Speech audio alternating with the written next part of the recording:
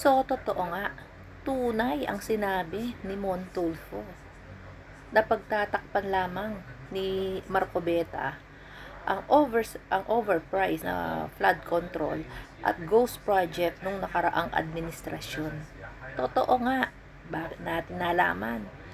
Itong abogado mismo ng mga Diskaya, sinabi niya na yung imbitasyon from Blue Ribbon Committee diyan sa Senate na ang chair that time is si Marcoleta.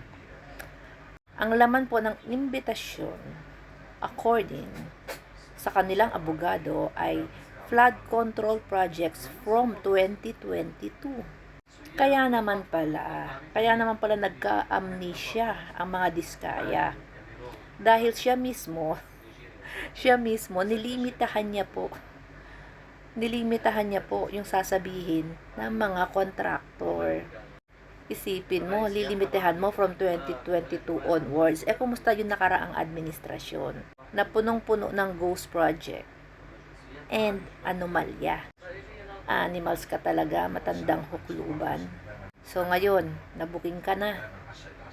Yung abogado na mismo ng mga Diskaya ang nagsabi doon sa invitation na pinadala from Blue Ribbon Committee na ikaw ang chair that time. Kaya pala biglang nagka-selected amnesia itong mga Diskaya.